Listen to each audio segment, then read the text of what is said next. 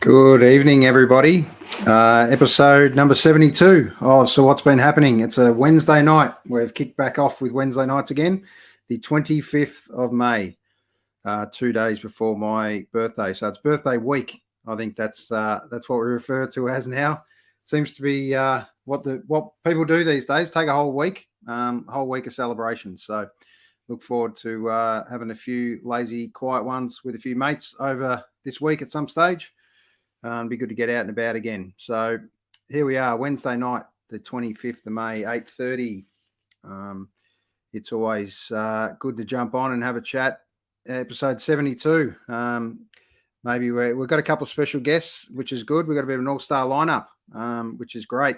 We're crossing over. We're starting to spread the net a little bit, and we're going to head over to sunny Adelaide, which is very nice, and pick up a good friend of ours or mine, who I'll introduce to the boys as well. So it'll be good to tie a few boys together and have a bit of a chat and about footy and general sport. And we'll find out where Traps came from and comes from, and what he's about and what he's up to these days in life. So let's just kick off with some of the famous number 72s.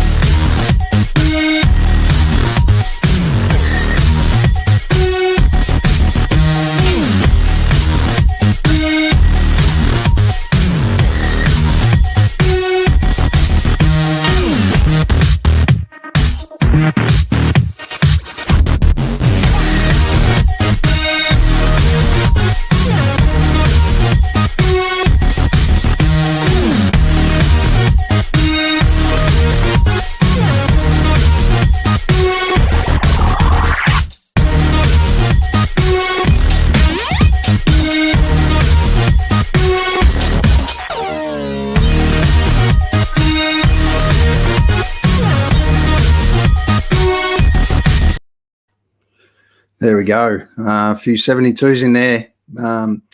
Great to see. We're going to release a few little segments tonight as well. I won't say too much, and I'm sure the boys have got something special planned for.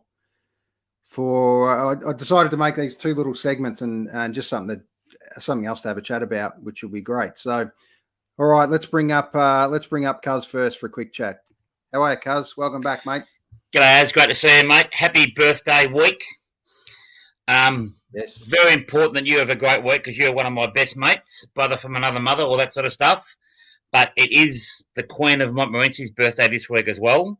She turned a little bit younger, a little bit older than us yesterday. So that's the first day of her birthday journey and week. And, yeah, been a good day, good start to the week, middle of the week, hump day. And yeah, looking forward to hearing about Traps and whatever, and catching up with Lovey's first chance to do his segment, which will be very interesting in light of what's been going on from a political point of view. I'm pretty sure that may get a mention. Yep, sounds good. All right, let's just before we cross into Lovey, we might bring up Traps and introduce you to the great Sam Trapolino. How are you, Sam? Welcome to So What's Been Happening, mate? Absolute pleasure to be here, gentlemen. I've been a watcher from afar and, resisted the temptation to come and join the Masters at work, but I'm here. Congratulations, Sam. You are now our favourite guest because you have called us Masters at work. So, mate, that's straight to the top of the pecking order, mate. Congratulations. Grovel, grovel, grovel. It'll get you anywhere, I got told. It will. All righty. Let's bring up Lovey as well for a quick intro. How are you, Lovey? Just want to introduce you to Sam Trapolino, commonly known as Traps. Trapsy, how are you, mate? Good, mate. Yourself? Yeah, very well. Very well. Okay, so I'm going to be the guy that's got a bit of a delay on here tonight, Aaron. That's okay. So, yep. Just be kind. Just be kind to me. Glenn, don't yell at me pretending you've got some relevance any quicker than what you need to. How you going, Trapsy? Sorry, mate? How are you going? I'm going a lot better now. Yourself? I love that cat. Oh, I absolutely love that cap. My grandfather wore one of those. So are you in that senior kind of element, or are you just trying Oh, I to look love it. more mature? Hey, you know the funny part about it is I'm like 10 years younger than both those twits. Although me and Aaron are a bit like tit twins. So, I'll go you get know, some honey. I'm back in a minute. yeah, two ball badges. It's great. Good fun. How Don't know what old are Glenn's you, up Lovey? to. Without giving too 46. many numbers away. No, 46. Well below Glenn. And I think just a few months below you, Aaron. Is that right? I was going to say you were selling me pretty short there, thinking I'm that much older than you. Yes. 47 in a couple of days, mate. So 46 no longer shortly. Sorry, Trapsy. Define well below. So, he's given his age, has Alan. So how he said well below. So does that make me better then? Is he saying he's below me? Well, hang on. Like this is well below. So this is 42 years of hair, and then next to me we've got Lowy with 46, and obviously with Aaron and that. So yeah, that's what well below is. About 5 years. I mean, yeah. Look, but a toupee doesn't really count there, cuz. Yeah, it's perfect. No, it's you know what I like about it, Trapsy? You know how you were number one fan? You've fallen right through the floor, mate. That's I do okay. that often. You're down there with your Carlton scum mates. That's all good. That's okay. We don't judge here, but we're going to judge you. Now that you said that. Thanks very much. Traps, just so you know, mate, we worked out that Glenn is actually Rick Astley's long lost Australian dead uncle. Put it up. Hey, If you have a look at what the never gonna bring you down. Never gonna bring. Yeah, exactly right. Yeah, come on, Rick is the man. That's a compliment. That's an absolute compliment. Not for cars. It's not. No, it's not. Not if you saw how Glenn carried Rick Astley. It was. It actually greyed my hair even more. That's what it did. So hang on. Sorry, it greyed your what? Your hair? What hair, mate? What hair? All Looks right, like we need to chase a sponsor. Advanced hair, yeah. we got all the hair jokes out of the way. That's good. We haven't. That's all right, cuz. We've got plenty for you as well, mate. So warm them up. Surprise it. Yeah. All right. Let's just kick off with getting to know Traps a little bit. So Traps, tell us a little bit about your upbringing, mate. Adelaide boy always, or have you relocated to Adelaide? Tell us a little bit about I grew up in Mount Gambier, or just around the Mount Gambier area. Was born in Mount Gambier Hospital in 1980. They pretty much closed the hospital 2 minutes after I was born. They said no more of that. That's just wrong. So, lived around the Mount area till I was about kind of 16, and then did some travelling around, doing some work, working for a vineyard company, putting in the posts and the strainers and the wire work, and so to speak, and saw a little bit of that, and then moved to Adelaide in 1997, 98. Came up here playing district cricket from a young fella moving up this way. So I played a bit of cricket at Kensington, and then got a little bit homesick and kind of went back home in 2001. Then met my future wife. I was in Victor Harbour. I travelled up to Victor Harbour, and she actually travelled down to Mount Gambier that same weekend. And then my mate rings me and says, "You've got to get your bum back here. There's a heap of lovely ladies we need to meet." So we kind of went back quickly, and I walked in and met Sharon, and the rest is history with that one. Then pretty much normal kind of moving around, little jobs, and not really knowing what I wanted to do. And then I stepped into construction safety, which kind of I did all right at. Moved us to New South Wales for a couple of years. I was a safety manager for the New South Wales government, doing rail and infrastructure and transport. A little bit tough up there. We moved with no base behind us, and our young fella Dylan, who's now 12, was diagnosed with autism while we were up there, and just lacking that family support around you that anyone who's kind of had a young fella or a young lady with any kind of disability knows that having that family base around is very important. We had a couple of, or I had a couple of bad things happen at work, more so some accidents and even a death that on my sites, and good old companies that look after you until they realise you're a dollar. And then, we moved back here, and again, kind of, I stepped back, and my wife took over the kind of working role, and I started to look after Dylan one-on-one. I have an older daughter as well, Marnie. They're yin and yang. She's everything to his nothing, and he's everything to her nothing. And we're very lucky that they get along. I'm not sure if anyone has any family with disabilities. It can be very tough, considering we have two standards of rules in our household. Dylan, eat your chicken nuggets and chips. Marnie, do your chores and eat your meat and 3 veg. So it can be a little bit tough at times, but we seemingly make it work. And then it was about 2016, 17 that my life changed for the better. I was looking for, my wife was actually looking for a present for me for my birthday. And she found a USA and Canada ice hockey game that was going to be played here in Adelaide. And I thought, wow, that looks all right. And so I ended up scoping out the guy who was running it. A good friend of Aaron and I's, Kerry Goulet, Gooch, if you're watching. This is the real story behind all the truth. And I ended up basically emailing this guy and pretending to be someone else to try and score some AAA passes out of the guy, and ended up pulling it off quite well, and went to this game and fell in love with it. But I saw them underachieving with something that could be a lot bigger here, and made some suggestions. And all of a sudden I was kind of asked to come on board and be a director for the Ice Hockey Classic and Stop Concussions. And I met Aaron through that, which is, I guess, what brought me to this actual spot right now. And I was 2 months away from running my first big kind of event and golf days and sports nights. And then this bastard of a thing called COVID rocked up. And pretty much it's been a blur till about now. And now we seem to be ramping up again for September for everything to kick off again. So in a small snapshot, that's kind of me. Beautiful. Cuz. Mate, thanks for telling. That's an amazing journey. And it's amazing when you have a journey like you've had and you're still having it. And just touching on your son having autism, I've got my stepdaughter's 27. I've got 2 teenage boys, 18 and 13. I've been lucky enough.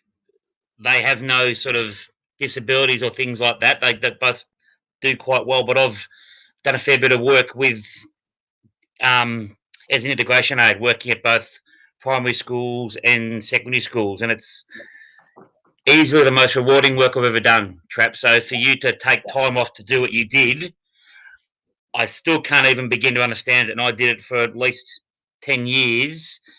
It's still a lot could be done to improve it. And that, without getting political. And everyone tries, and they do try, but it just doesn't quite, the need and the demand doesn't seem to quite get to the middle. But mate, yeah, what a great story. And I love how you met your wife and whatever and that sort of stuff. That's great stuff. No, it was a little emasculating to start with, Glenn. I was very lucky, I guess, in my profession to earn close to 6 figures kind of thing, or a little bit over, and which made money a little bit easier. And then you make the change, and sadly, unless females are very, very skilled, they're underpaid for what they do. And I mean, my wife works harder than anything I've ever done, yet I always got paid more. So you're sitting at home and the money's not the same. So you're thinking you're underachieving for your family. And then you realize that Dylan's going to need us when we're not here. So, which is the hardest thing, you get too far ahead and it gets very, very scary, whereas we just take it kind of day by day. But raising my son is the most important job I've ever had. And my daughter, she's probably watching thinking, geez, Dad, you're killing me here. But so just being a dad has probably been the best and most important job I'll ever do. And that's, mate, I won't speak for the boys, but we're all parents. And believe me, it is a gift. Yeah. And my sons, they won't watch the podcast. They both know Lovey and Az, but it's amazing, and it's almost I'm a firm believer in things happen for a reason. You coming on tonight and saying that, like saying about how your wife, how hard she works. My wife has got a nursing background, so one of the most thankless jobs that people do. Now, she hasn't done nursing per se for about 5 or 6 years, a bit longer, but she's the big breadwinner in our family, and she's the one that, and as in Love, you know this as well, she's our glue, and she keeps us stuck together. Yep. And I am the luckiest bloke going around. I think she can hear that. Just. We'll shoot that one over the bow. She won't miss that, mate. We'll replay that one a few times. Don't worry. She will get that feedback around about 9:30 tonight. That's right. If not, or you'll both get that feedback when she comes in about 9:30 because she's not feeling the best and she wants to go to bed. You'll all get the feedback. No problem. All right, boys, we're going to keep things moving. Lovey, I'm sure you've got just a little comment on after your reflection of hearing who Traps is.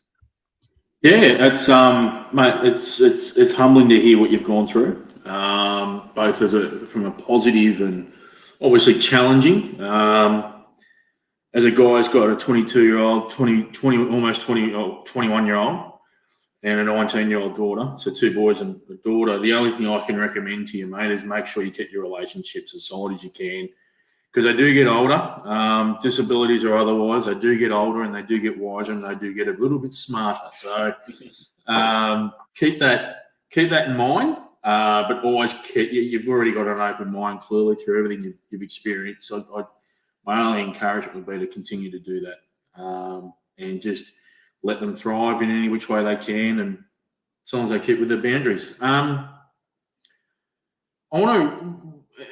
poddy's all about, I guess, mental health, particularly for the men. It sort of pricked an ear up for me when you spoke about a death in the workplace, and there is, we hear mental health can affect a lot of people in many different ways, and the workplace can be one of the worst things in the world for your mental health at times. And I'm curious, did you personally have any sort of mental health concerns about yourself and other staff? I guess that's my first question. My only other question would be, how did the company actually help with your mental health? Because I think it's really important to understand those things, particularly if it's obviously a hands-on role. I think there's not enough put into it from a workplace perspective even now. So I'm just curious as to how you handled it, your workmates handled it, and what did your workplace do for it? Well, at the time, because you kind of go into a process, not being one of the guys, so I guess it was my job to kind of, start collecting information and start an investigation straight away. But my first and foremost point was all those guys that had seen it had happen. And without using too many details, a 10-ton piece of precast concrete being lifted over people, and this person decided that he was going to walk underneath the load, and the chain snapped. And so a lot of people saw it. It was actually my birthday. My family had flown back to Adelaide, and I was about to have a poker night with all the cricket boys at Wyong. And you get the phone call to say, that this has happened. And the next thing, don't worry though, Traps, we're gonna lift the piece of precast off of him straight away. And I was like, well, because he was still alive. And it's like, you don't do that, straight away. You're going to kill him. So went in, and pretty much the first thing I did was order a heap of pizzas, get a heap of food, and kind of get them together and start kind of looking after their heads. From there, the company was just basically do whatever we need to do. You also have to start an investigation at the same time, which is hard. So you have to kind of put emotions a little bit aside. So the whole time going through that, Lowy, my mental health never came into it. And it was more, I pushed it straight to the background. So I was more for the guys, and, I'm the person who goes and tells the family that something's happened, which probably one of the harder conversations I ever had to have. And then because everything's going it's gone bad, don't get me wrong, but because you think everything's going well, the weeks following, you work out that you see some footage that everyone's like, I can't believe he did what he did. But then, you show some footage and nearly every single one of the guys that we spoke to had all done something similar. He was just the unlucky one to cop it at that time. So you think, at that time, the company telling you how good you are and that, you've really helped and done that. And then it's not till 3 months later that something else goes wrong, and then you realize you're a number, that the company, no matter how much they say they care, they don't. That person was replaced, 2 days later, and, no matter what the money of the cost, everyone's a number really at work. Unless you're a privately owned business, small company or something like that relies on the people, everyone's replaceable. So I pushed that to the back of my head, all the mental health stuff. And it doesn't come out until you hit your rock bottom, and then all of a sudden everything spills out. That and many other of the situations that have had. And leaving New South Wales and coming back here, when I was talking about how emasculating, the role shift was, all that kind of came into play, and lots of depression, lots of anxiety. The close people I had around me who kind of knew what was going on without too much detail. Cricket was still more important than what was going on there to them. So I kind of felt a little gypped by some of the people around me that, kind of didn't understand that I was going through. Well, maybe I should have asked for help more. That's one thing I think us as men, we don't do. And we were taught by, your dads and stuff, you be tough, you don't cry, you do all that stuff. And whereas that's the total opposite these days now. It's a stronger thing to actually talk about. It's a stronger thing to say, hey, I'm struggling right now. And not saying that's easy to do, but the more we can get people doing that, the better we can go. So it was definitely a roller coaster, Lovey. Yeah, I can't. The thing I struggle with the most with your scenario is the current lack of care. And I take that, and it'll be a part of my little segment later on, just about leadership in a workplace, but leadership anywhere. And to your point with being treated like a number and all the rest of it, I think the right people are getting educated regularly on mental health. I honestly think the wrong people aren't getting any education on it whatsoever.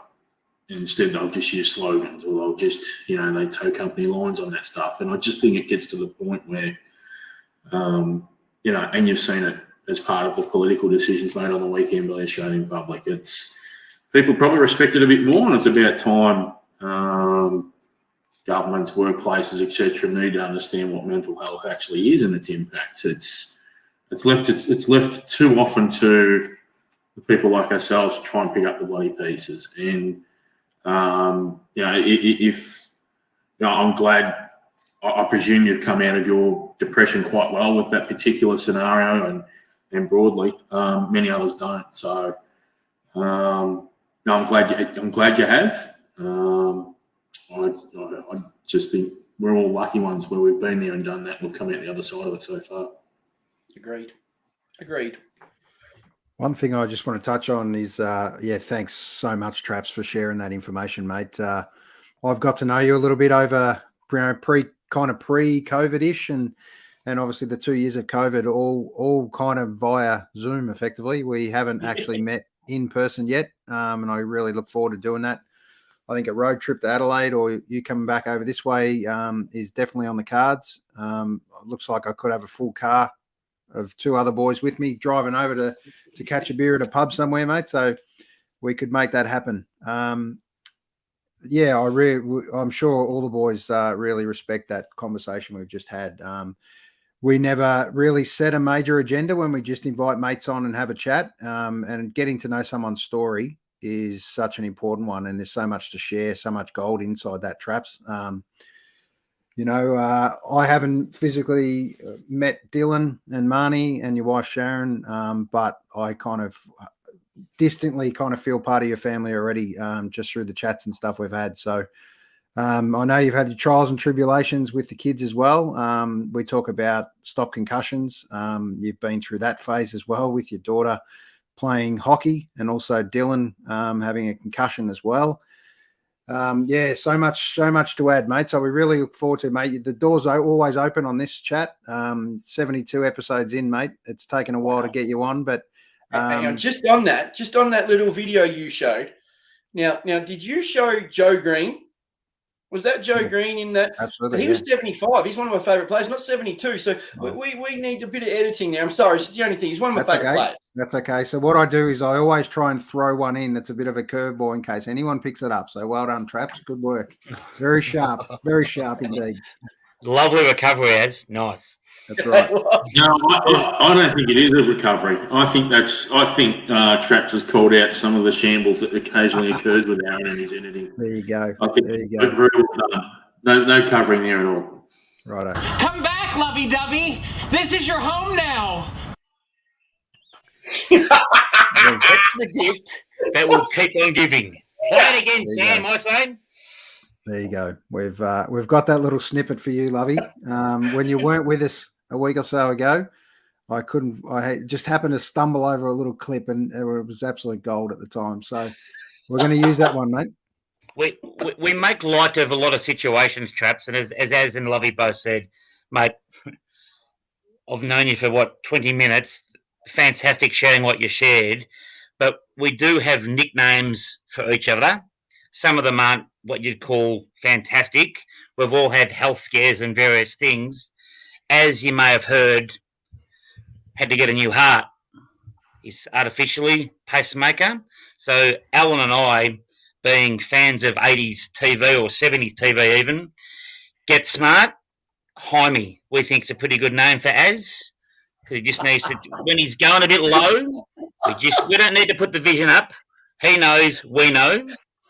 And then because he's so mature, he picks up that sort of stuff. That's his go-to. But at the end of the day, I've got my own hair and my own heart. That's all it comes down to. There you go. Glenn, There you go. Glenn, I'm just going to give you a quick, mate. Glenn, I'm just going to give you a quick tip on how to be humorous. Yeah, look at you. Just pay attention. Now, jokes are funny ones.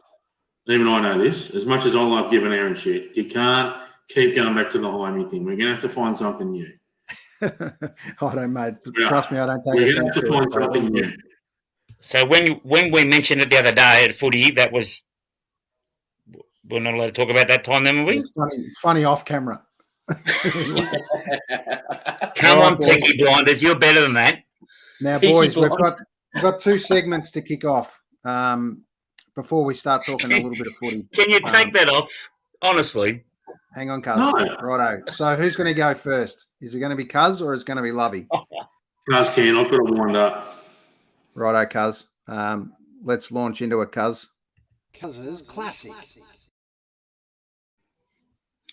Thank you, Az. Not my signage, by the way, Traps, as a signage, but thank you.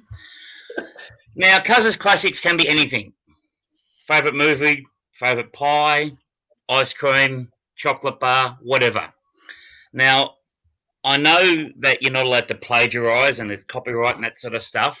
Now, being an old man of 52, I was listening to the ABC the other night and they were talking about role-playing. So, fancy dress. Like, we live in the world now where every job has a theme day. Today we've got to wear green shirts or red shirts or blue shirts. And they were talking about dressing up and that sort of stuff. And they said, what's your favourite theme? So if you went to, say, a 21st or a 50th and there was a theme, are you a dress-up person? So would you like to go as maybe your favourite Marvel character? Who would be your favourite football to dress as? Something along those lines. So that's my sort of Cuz's Classic today. So I put it to you three.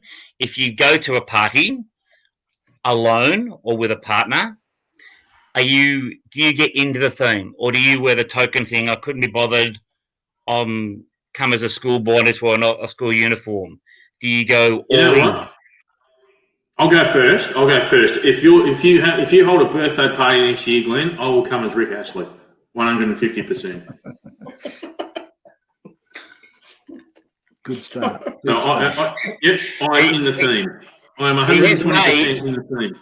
He has made some sweeping statements on this podcast, Traps, Alan. Yes. Pickled onions and that sort of stuff. So the good thing about the modern world of playback and record, we and our thousands of viewers have all heard that.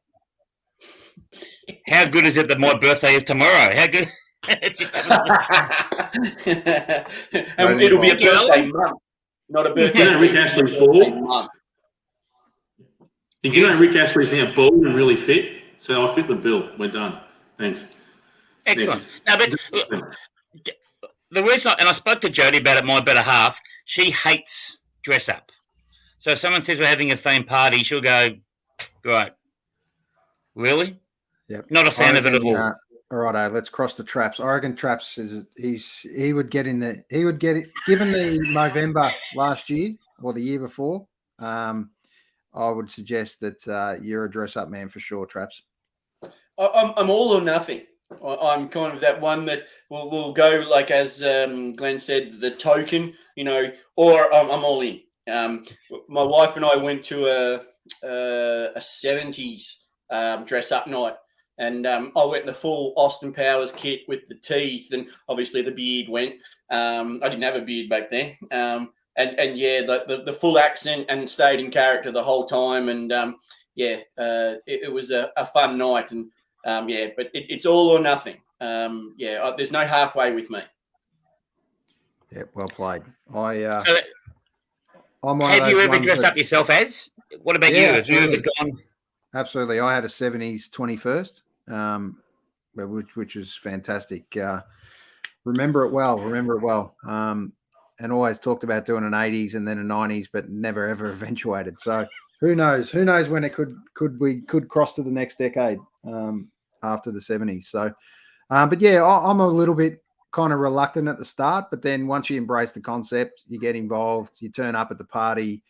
Everyone looks as stupid as you do. You have a ball. So I really enjoy those nights. They're good icebreakers. They're a great chat. Always good fun for sure. And I think if you had one not talking out of school here, I think there'd be a certain theme that you might go with if you had a dress up party. What was May that, the 4th? Example. No, I actually have never done a Star Wars special. Shrek was one of my all-time greats. Painted myself completely green. We had a fantastic night. It was an absolute ripper. So I can imagine you as an onion, all those layers. Yeah, I pulled it off, man. I pulled it off. So, right. Maybe you can have a Melbourne one with all those stupid Melbourne Premiership T-shirts you still got. There you go. I tell you what, if it happens to be a back-to-back, just no. So, hang on a minute. We will talk footy shortly. 9:06 on the 25th of May. He's just given them the death knell. I said if it happens. No such thing as superstition. Righto. We're going to go to you, Lovey. I think you're warmed up, mate, ready to go after this little chat. We're going to debut this little segment. Can we put up... Lovey loses it. Once again, big budget. Cheesy, but big budget. So no disclaimer yet, cuz. It's not required. Lovey will let us know when it's required. Don't worry. But I'd put it this way. I think we'll probably roll with this one.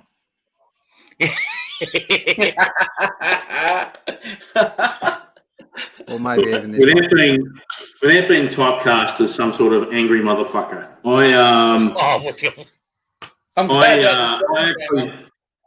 I actually think that this could be rather tame to start one. I've got to have a nice, modest one, I think, to begin if this is going to become a series. But I'm not happy. I'm not happy about two or three things. So let's kick off. So we all went and had that wonderful duty of every 3 years federally we go and pick our next group of superstars I think they can run this country.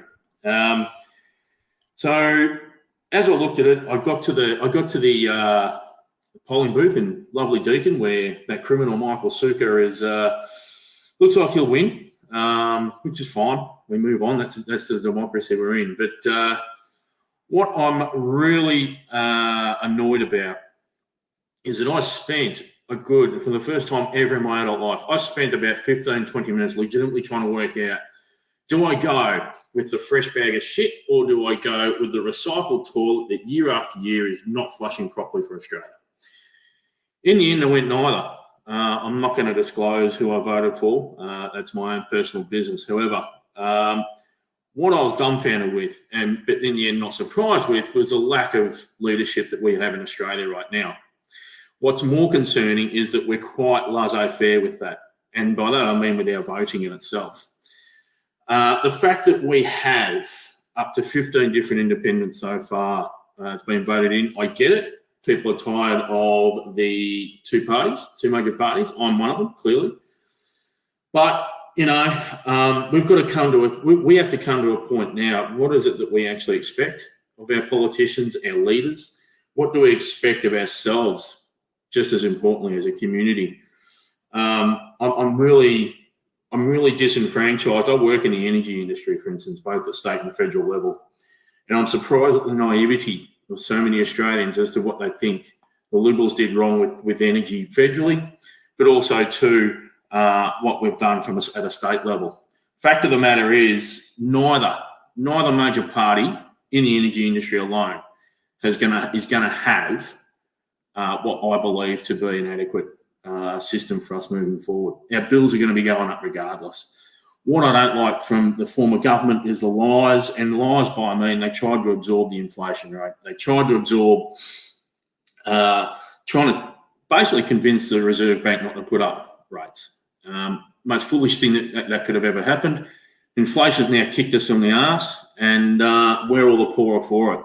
I really feel for homeowners over the next 12 months. It's not right now, it's 12 months. But and now we've got massive deficits because of a $1 trillion deficit. It's all well and good. Poor performance from the Liberal Party. But I have not seen a single policy from Labor as part of their election pledge that would actually reduce the deficit that we need. And whether people like it or not, you cannot have a country running at a deficit as large as that. And we've already seen that we're going to have billions of dollars. There's already been announced $1 billion of expenditure was in the first 24 hours of the workday on Monday. So I'm really concerned about where we are politically. But what I'm more concerned about is how we vote. And we seem to be voting for our own individual needs and not for the greater Australia a lot of the time. And opinion seems to be the same. And that's purely because there's been no leadership right at the very top. But it's not just Australia, it's globally. Let's look at the tragedy from last night, for instance. The US cannot hold a candle to anyone else when it comes to trying to create peace anywhere else in the world, when their own backyard looks like an absolute garbage tip. I'm really, really annoyed with this sort of stuff. The UK can't even follow their own COVID guidelines, which gets to my next point. My next rave is all about looking after the fellow next to you. That's what all this is about. So the lack of leadership has meant that we're not looking after each other. We're only looking after ourselves as a majority. I take it, and this is more like this is my social rant. So just really quickly, I can't think of, and maybe we've done this previously as previous generations, but I've never seen it so prolific. Ghosting. What's with ghosting people? Like, what's with? I don't understand the lack of respect around a person who, for whatever reason, whether it's a relationship, a friendship, or whatever, if they don't like something, they cowardly piss off. They just go. They don't even communicate with the person. They don't even talk to them. And I've seen my mates go through with it. I've seen friends of mine in relationships that have copped this. And I don't know if it's a trending thing or not, but it goes to that point where we've just lost our way with looking after each other a little bit. And I just hope that moving forward, because that's a mental health issue in itself. I mean, ghosting, people sort of joke about it, but it creates mental health issues, particularly for the recipient. You know, they don't know if they've done something wrong. They stress about it. They panic. They don't even know where they stand with those particular people that they probably considered friends. So I guess the end of my rant here is that can we just start looking after each other a little bit more than what we do, particularly socially. And maybe we just need to keep showing our own leadership levels moving forward. I'm totally agreeing. One of the things that really griped me when it comes to this whole thing about looking after your friend and stuff. You remember when there was that whole, are you okay? You got all the big fellas, doing this and stuff. Some of the worst bullies in my life are the ones going, are you okay? My door's open, all that kind of stuff. Yet the moment that's done and they've made their post, come the weekend in a sporting game or whatever, there they are being as ruthless as possible, using any kind of avenue to get under someone's skin in a sporting game.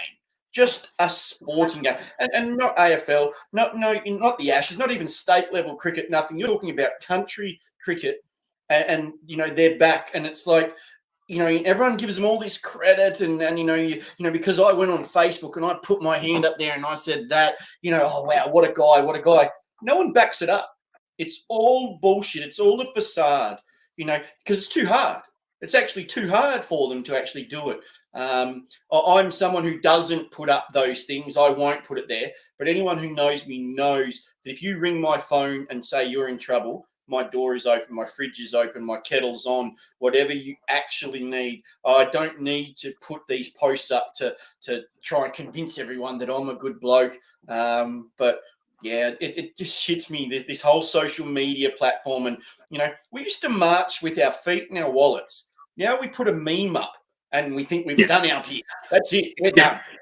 And the great thing about that too, Traps, that's a great point, is you talk about your kettle's on, your door's open, and not trying to embarrass these two boys. For me, they have been amazing. As an extension, their families as well. Doesn't matter what time, what hour. My mother, and God bless her, she's still with us. She watches the podcast. She always has said to me, actions speak far louder than words. That is so weird. I said that to my daughter, Marnie. I say it a bit often, but I even say it with family. You get the people that say, I'm there for you, I'll do anything for you and stuff. That's easy to say. Prove it. Back it up. Actions. Yeah. Exactly right, mate. Where's the investment in it? Where's your investment in what you're saying? You can't just, to your point, Traps, I totally agree. And look, social media has its advantages. And it's exactly what we're doing right now, right? Podcasts are wonderful. That's the beauty and benefit of social media. What's not the beauty and benefit of social media are the hypocrites that jump on and provide shallow feedback to, whether it's all of their 600,000 fans. I couldn't give a fuck, to be honest. It's more about, doing something that you're not looking for accolades on. And I think, when you're seeking accolades, that's when I think you and your character probably need to stump up a bit more. You probably need to get some rubles instead and just do the fucking job. Don't put something on a post and then you do nothing about it. Because guess what? The other thing is you get found out. More often than not, you get found out to be an absolute fraud, and that's even worse. So, I think we just need to look after each other a little bit better than what we have been. I think the elections show that we've got a long way to go in that. And it's sad, isn't it, Lovey? Because doesn't matter what nationality you came to be to live in our country, but I think for me the most important day in Australia is Anzac Day. Now, a month out of Anzac Day, you talk about the stories you hear about from the diggers, First World War, Second World War, Vietnam, other sort of in the Gulf and that sort of stuff, about the mateship and serving beside each other. And as you said, we live in a world, unfortunately, now, and even here in our country, where, oh, yeah, I'm worried about that, mate, but shit, I've got to get myself right first. And that's sad. That is sad. Yeah. And you see it in the littlest things, like if you see a lady or a man walking in the street and they drop a bag, people are reluctant to go and help them because people might think, oh, what's going on? Is there something untoward going on? You open the door for someone and someone goes, what? What do you open the door for? You don't think I can do it by myself? Yep. No. my parents taught me manners. That's what I'm doing it for. Yeah. Aaron, mute. Amateur hour. There we go. There we go. Righto. But time to drop Cuz off before he comments. All right, guys. Shit editing. Doesn't know when he's muted. What's going on? Yeah, absolutely. It's been a while. We're a little bit rusty. We're all a little bit rusty, fair to say. Even Cuz's hair's gone a little bit rusty. So one thing I do want to touch on is exactly what you've delivered tonight, Lovey. It was a super start for the Lovey Loses It, mate segment. There's plenty of gold in there too, and I'd like to unpack that a little bit more over the next few weeks. But you bring on some great points, mate.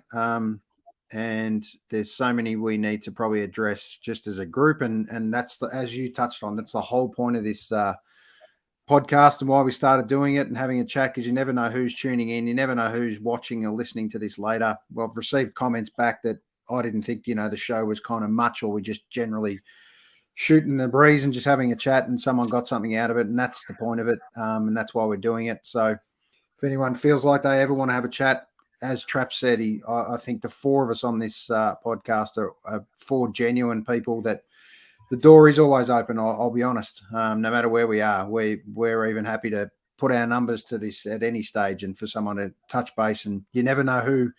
Sometimes chatting to someone you don't know well is sometimes the best medicine. Getting it off your chest. So please don't ever bottle it up. Like we've all done, I guess, as guys, a lot more. I've tried to do it a lot less in the last few years, and talk up a lot more, because I can tell you one thing we never want is to be delivering eulogies. That's for sure on mates. That's not somewhere we want to be. So, and we've seen them. We've had to do them. We've gone and seen people that we never thought would be not with us. So it's a tough time. We're not out of this headache in relation to COVID. COVID is continuing. The rub-on, the knock-on effects, Lovey, you touched on before, some of the issues that we've got in the economy and jobs and everything else that's coming up that we don't understand totally the impact of. But I think it's a massive group hug for everyone that we need to be supportive. Cuz, you mentioned it before, that you never really know what's behind the door of someone else, and what they're dealing with. Lovey, you touched on the ghosting component. That, I don't know, some people have this put up the walls thing and almost run off and not open that emotion because they don't want to be seen to have that weak component, or, oh no, I'm okay, where really the reality is you're not okay. None of us are okay. It's just about how broken we are at the time. But I can tell you one thing that extends it a lot more is just an open invite to say, here we are, guys, we're here, right?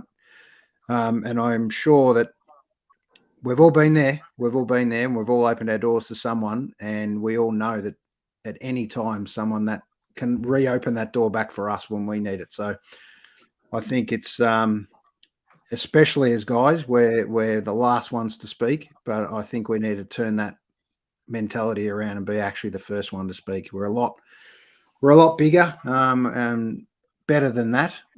We put the big bravado out as sportsmen and women, and at the end of the day, when we get off the field, we're all just human beings after all. So I'll probably just leave it at that for now. I know we've got so much to kind of unpack. Traps, this has been an awesome episode to have a chat to you about. So much to unpack with this. But I think we're going to just soften the blow a little bit and talk about why we kind of first got you on, Traps, and to talk about AFL footy for 5 minutes. The teams are flying. We've had enough chat about the Demons and how they're travelling, but really good catching up, boys. Yeah, Traps, have a great night, mate. All the best to the family and everything, and sayonara, mate. Yeah, this was supposed to be a positive was that session. recorded? Didn't. I don't feel like this is a safe room. Oh, not at your house, maybe. I'm feeling bullied already. There you go. All right. So let's just Traps, tell us a little bit about the Blues, mate. When did the Blues first grip you, mate? Well, mine was kind of, I think, forced upon me. I had two choices, mum being a Carlton supporter, dad being a Geelong supporter. And if anyone knows what Geelong were like in the 80s, well, I chose well. Obviously, they kind of made up for it in the later 2000s, that's for sure. But my mum was a through and through Carlton supporter. From there, I don't think I ever followed another team, and why would you back then? The 80s and 90s, even right up to 99. Before we kind of got done for the salary cap, I was Carlton mad, and all the old names and the characters that went with it. My favourite footballer was Peter Motley, and what a career cut short. And I've had the pleasure of meeting him a couple of times. Greg Whittlesey, who was a Sturt champion, played for Hawthorn also there for a little while, introduced me, and just tragedy of someone like that. If he hadn't had that accident, we would be right now talking about him in, like the great that was, the amount of Brownlows he won, you name it. Very sad, but at the same time, just very happy to see the Blues kind of bouncing back. I thought Michael Voss, the appointment of him was a very good one. A lot of people thought Ross Lyon and a few others were the right person to go to, but I think we needed someone who wasn't too long out of the game. He learnt some serious lessons at Brisbane, going from playing straight into coaching, which I think was the wrong move for Brisbane at the time. If he had have inherited the team that he was captaining, it would have been fine. That was a well-oiled machine. You kind of, like Mackay Davey, I think you just jump on and that thing just does the work for you. But, just having someone who the guys had been able to see and watch, you just see the belief they've got. I think we had some luck this year, which we hadn't had in other years. A couple of those close wins went our way instead of going against us. And that's huge in, those early rounds, and especially with motivation and confidence. Such a young list that we've had many times before, and kind of, the shirts and the hats sat with plenty of dust in the cupboard because you were never quite game enough to believe we were there. And, even back when Bryce Gibbs and all those boys, Mark Murphy, all the lads were young and those number one picks, and, we get to the finals and we just choke, straight sets, we're gone. And it's just, we've got a team of nobodies, really. Like, don't get me wrong, your Crippses and all that, but it's an actual team. It's exciting stuff for the competition because, like seeing St Kilda and Carlton, those teams that have struggled over the last kind of 15, 20 years, seeing them bounce back. And your Melbournes, your Western Bulldogs that have won premierships. I'm loving seeing the teams that have gone on those droughts having some success because it's good for the supporters. It's good for everyone. I'm loving the ride. No matter what happens this year, very proud of the boys. It could be a terrible finish and everyone will be into us, but big deal. It's just good to see them having fun. I think as an Essendon supporter, sadly, you guys are very much on the right path. I think finally they've got their shit together off field. You're having a pretty decent run injury-wise. I know that Mackay's now out for another 2 to 3, but he'll be right. He'll come back and fit in time for finals. If Curnow can keep his body together, then I do think Carlton become a pretty strong, challenger. I wouldn't say premiership contender just yet. I think you don't want to get too ahead of yourself. And even if they end up not making the finals, which at 8-2, I doubt that'll happen. But even if they didn't, or they played a final that went out. After the last 15 years, I reckon, go back 20 years for you guys. To be honest, you played a couple of finals, but you've got to feel good about your football club again. You've got to feel like you're not just falling into a final spot. Looks like you're going to ram through it and have a really good crack at it. It's just good to know that your club can do that. I remember when we did that, just back in the, we had a couple of dark years between that 93 and 2000 year. I know I'm being pretty picky here, given Aaron waited 60 fucking years or whatever, but it's just really good to see your club being able to bounce back. And yours has taken a little while, but I think you'll love it. You'll love it over the next 3 to 5 years. Whether you get a flag out of that, it doesn't matter. When your club becomes relevant again, it's the best feeling. Yep, and we've still got Ed Curnow to come back in, which is a lovely thing, more drive through the middle. So the back end of the season looks good with what we're coming, but just to be competitive, Lovey. That's all I ask of my boys, to be into a game and know we could win this. And whereas I've not had that confidence for many years. Well, I went last week. Yeah. I went last week to the game, and my God, I haven't seen Carlton play that well in years. It just looked.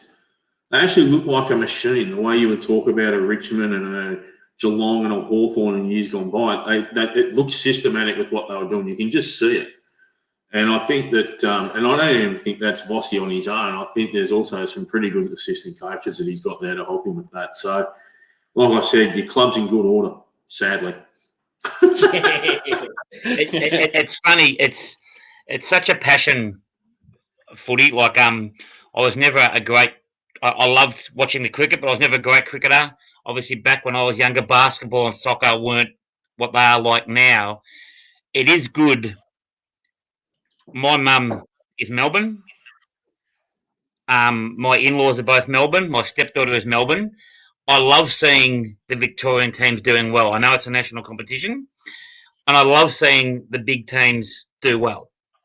I'm a passionate bomber, and like you went through the salary cap.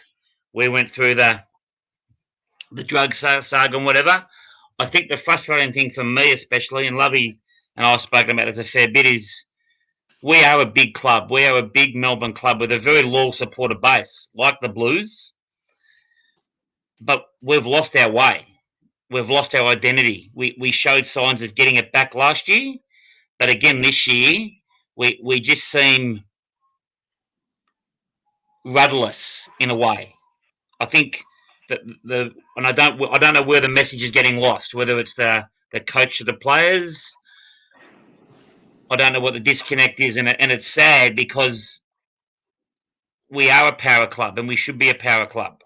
And as you said, Traps, I don't care about your skill level. That happens. People make mistakes. We're humans. Effort doesn't cost anything though. Yep. And at times, and I few friends, I know a few people who are involved at Essendon on the playing list and whatever, and that's the message that I've got back, that there's a disconnect. No one's named names or pointed fingers, and when you see that disconnect, the modern world with social media and that now, and all games are televised, you can't hide it. And because we're a big club, we'll play Friday night games and Saturday night games, whether it's Dreamtime, whether it's Anzac Day matches. So if you want to play in the big league, you got to find a way to step up. And unfortunately, at the moment, we haven't found it. It can get turned around quickly, though. You go back 12 months with the Blue Baggers, they were not a basket case, but they were making promises but not delivering. Yep. You fast forward to where you are now, and as Lovey said, halfway, just under the halfway mark, you're probably looking like one of the best contenders to take on Aaron's Mighty D's, which is good. I think it's good for footy. I heard something through the week that apparently James Hird might be coming back to coach you guys. And apparently that might be a real good shot in the arm for you. I wouldn't dismiss it, and I would encourage it. And I say that because David Parkin had a crack at Carlton, lost it there, ended up going away, came back, 195. Now, regardless of the reasons, every man in life also deserves a second opportunity. Every woman deserves a second chance and opportunity. The fact that Gil McLaughlin has also publicly said that the AFL would have no issue with him coaching again, I think goes to the point that perhaps there was a heck of a lot of mud that was thrown at him that shouldn't have been. And I think that there's a lot of acknowledgement that slowly but surely quite a few people around James as well were unfairly cast in that. But if he came back to our club, I'd welcome it with open arms, because that's what a good club does. Cuz I found it funny what you said before. You're talking to two blokes, we're talking about our club being dysfunctional. These poor buggers have had 20 years of dysfunction at their own club. I think they know what they've probably seen what that looks like. So, and I reckon. The worst thing is, I love it, is with Trapsy, as I keep saying to Az and all, we've got a couple of really good mates, Trapsy, Lovey and I, who follow piss and shit, that football side. Now everyone goes, yeah, we won 3 in a row and da-da-da-da-da-da-da. Carlton concerned me because as it stands, you and us are on the same amount of grand final wins. So you can't win one for at least 6 years. That's when we might be ready again. Melbourne aren't anywhere near us, either a Hawthorn, but you are. And I think Collingwood as well, a few others. So that's my major concern. Small little personal problem, but that's what, yeah. I don't hate Carlton. I've got a bit of a soft spot for the Blue Baggers. I love their song. But, yeah. Wash your mouth out then, idiot. Hang on. Blast some water. No, it's interesting you're talking about, Cuz, that a little inkling that you've got to have a second side, and you got to only have a second side if your first side's not travelling well. Sadly, I always had a second side. I had a third side. I had a fourth side. I've been through many years of rebuilds, many years of broken promises, many years of dysfunction, to the point where we tried to merge. I mean, I've seen it all, obviously through Melbourne. And to be fair to my uncle, he always said to me, stick fat, you can't change teams. Like you talked about before, Traps, that you get kind of brainwashed and you get given a direction as a kid, and this is the way you got to run. And I'm so wrapped that I never, ever wavered, because I can tell you, once you do, and we've all tasted that ultimate success watching our team win one.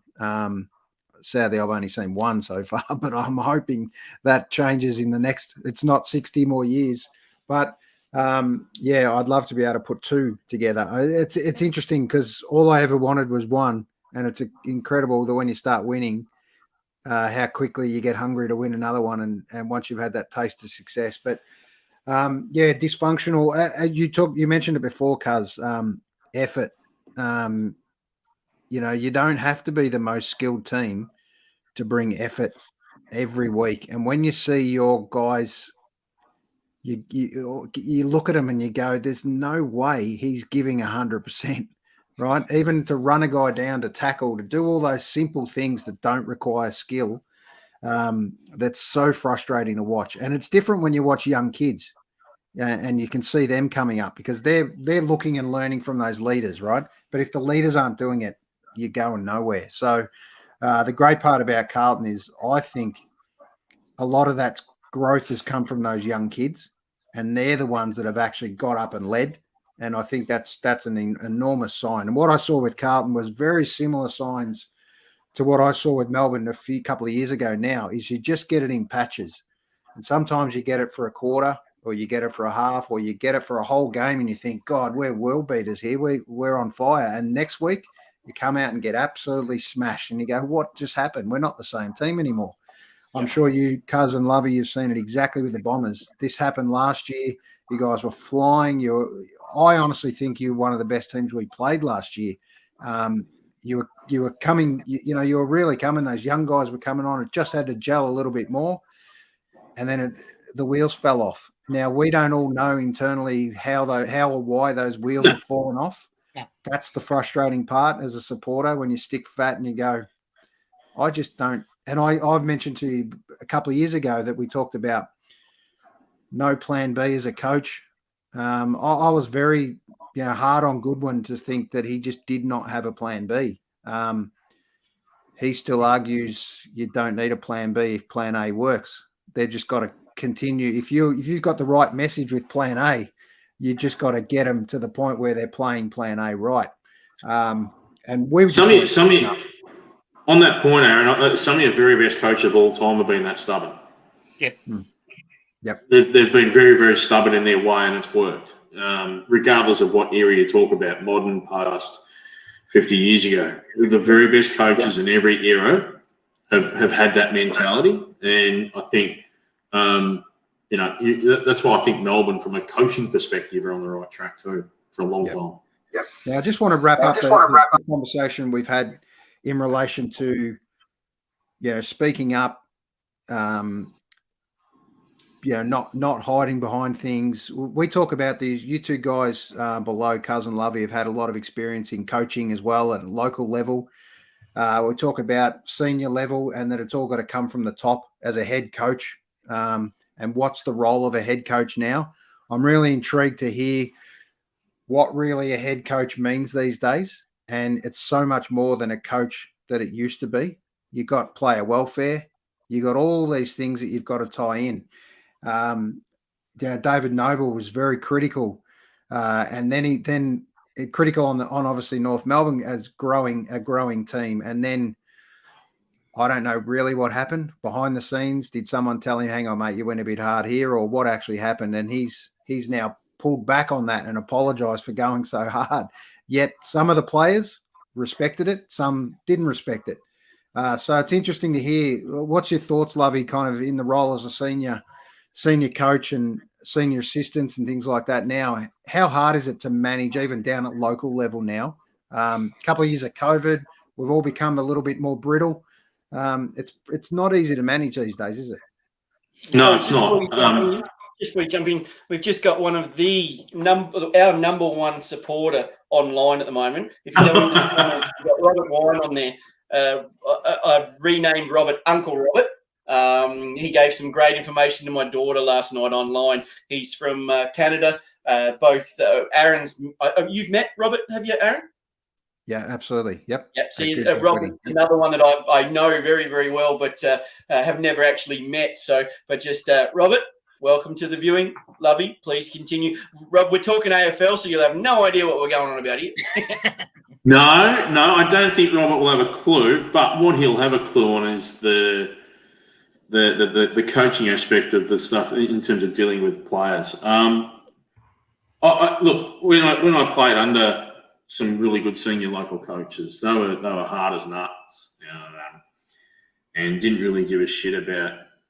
But they didn't really give a shit about what was happening off field, apart from whether you were good with the ladies. They were just like one of the boys, really, back in the day, and that was kind of okay. But it's now at a point, and the way I look at senior coaching in football, whether it's local level or whatever, it is actually no different to your workplace. So I actually think that the way coaching has to occur now is that you've got to know your audience, that is your players, and you've got to get to know each and every individual player you want to do something for you. So if you want them to do something for you, so you're successful and your club's successful, etc., then take the time and get to know them like you would any employee, like you would in any workplace. Understand what it is what their quirks are, and try and start getting a bit of an understanding what they're like, kind of away from everything. What are their triggers? What are the things that perhaps aren't, their cup of tea? I mean, you get a lot of footballers now that in the local level that aren't really au fait with that whole old-fashioned culture. In fact, quite a lot of them are. So you've got to you just got to read the play a little bit. You've got to understand your boys, your men. Treat them with respect. I think that goes a long way. I mean, you see the last few premierships at AFL level and even at the local level, and the coach still has an objective line between him and the players, but he treats them with respect, and he treats them like in a way that the players respond positively. And I think you're not going to, if you just have one way of the highway, you'll get, you'll get maybe half to 60% of your players on board, but you're not going to ever win a proper premiership. You're not going to be very successful if you can't relate to about, say, 10 of your 22 players, or even 6 of them. If you can't relate to them, you're not going to win games of football very well. So you just got to, I think the key thing these days as a senior coach, so you can deal with a mental health issue that pops up, actually know the bloke, get to know him and understand what might be happening. Also, luckily, at Lilydale, we're a very young club. So we've got a lot of the players where their parents are actually there as well. So talk to their parents as well. You've got to put in the effort to understand a footballer these days compared to what it used to be back in the old days. That's so wise, Lovey. Like, I've done mostly senior assistant sort of roles. I haven't looked after my own team. But I've done a fair bit of junior coaching, like an up until sort of mid-teen sort of age group as well, and it's the same sort of thing. Like how you speak to them. Like Lovey said, it's similar to your workplace. I almost say it's like you speak to your own children. We can yell and scream like we might have been parented to when we were young, because that was sort of the norm. But now, as soon as you go hard, they switch off. They'll look at you, but they're giving you the blank looks. And as Lovey and I do, like often when the head coach or one of the line coaches might be talking, we'll be at the back of the group, and I'm listening, but I'm also watching people and watching what they do. Like, are they nodding, or are they? And we've all got them, whether it's a male, female team. There's the one bloke who's, yep, and then there's the moon's out and the lights are on, and there's that sort of thing. But as Lovey said, you pick a time at training. G'day, Lovey. What's going on? How's the kids, or how's your mum and dad? How's uni going? It might take 17 rounds, but then they'll come out of the blue and go, oh, cuz, is your son still playing footy? Where's he play? What position? What's he? And then you got him. And if you say to them, you can give me a call or ask me a question, speaking before about actions louder than words, be there. Pick up the phone, or even just a text. You okay, mate? Mate, great game on the weekend. Now, he mightn't have had the greatest game, but say, mate, well done. Because what they do now, and I've learned as a coach, and I'm pretty sure Lovey's the same, is they will put demands on them, but they'll put it back to us. We're all about empowering now. That's the modern coaching thing. So we'll ask them to do something, and they'll say, righto, cuz, well, what do you think? How'd it work? So you've got to be able to sort of say, beautiful. And it's all about the positive reinforcement. I agree with you there, Cuz. I think, though, the following step to that has to be there's still some lines of demarcation. So you can give them, you can empower them, you can tell them you've got to make your own decisions, but you've got to understand and tell them, by the way, now's your accountability and responsibility. So making sure that's probably the other important point I'll put on senior coaching is there's got to be equal levels of accountability and responsibility in the relationship. So if you don't have that, either the playing group implodes or the club off the field implodes. Depends on which way that would occur, and it can be both. So, the ranty ravey stuff's gone. It's now very much a person-to-person relationship. And gone are the days where the board would have 20 matchups and whatever. Like, we'll have a couple of blokes who might have a run with role or whatever, and there's rotations. But Lovey he's the midfield coach. He will put on the blokes. This is the rotation. You need to know it. So if you come off and say, what's going on? Well, boys, like that's that, as you said, that accountability and responsibility. And it's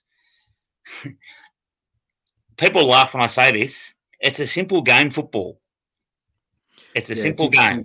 Because I often sometimes question whether we've made the game too complex at times. Yep, I agree.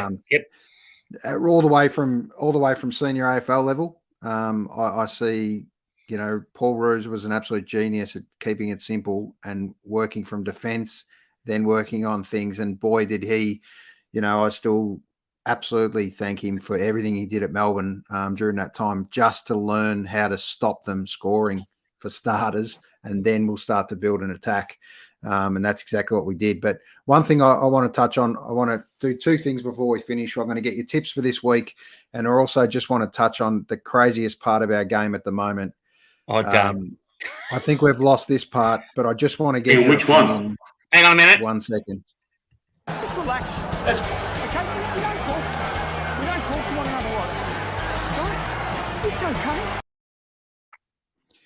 Now, one thing we've lost is that character now out of the umpires, and I think we've gone way too far, and I'm sure all you boys will agree.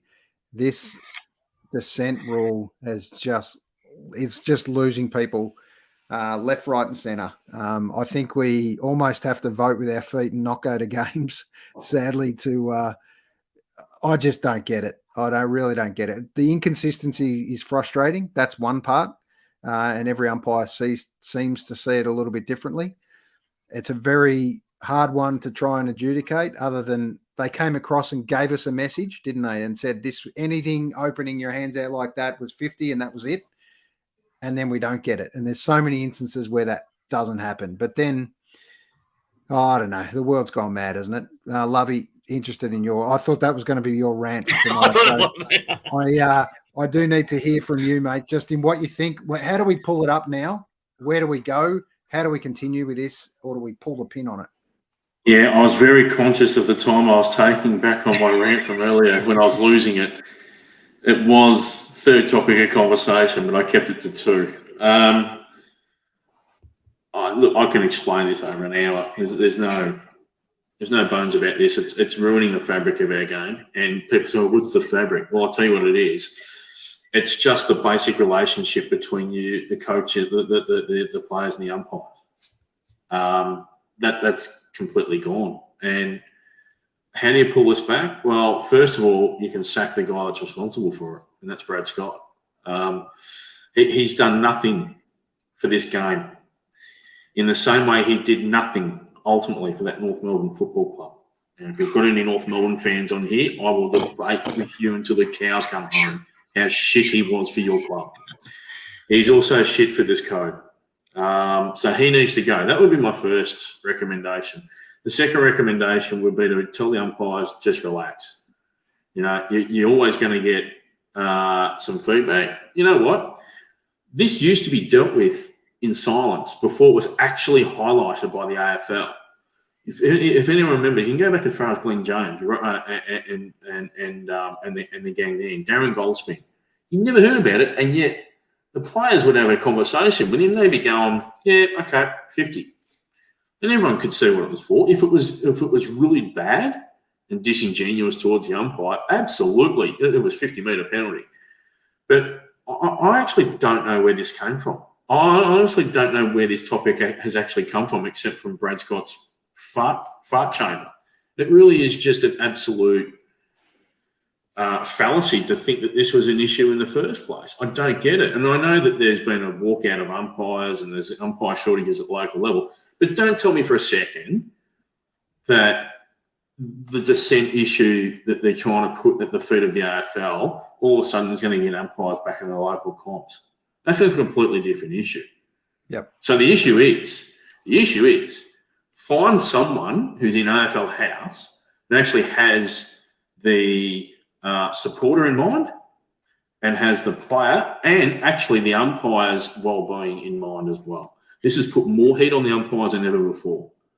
And it's just, that's the best way to control it would be to just simply reverse exactly what Brad Scott did.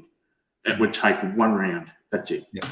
I actually think that it needs to be an ex-umpire that needs to take that role of where Brad Scott is at the moment. Someone that actually understands that role from the umpire's point of view. I don't know who that is. I think Jeff Geeshan actually did a good job with it at one stage. He was one.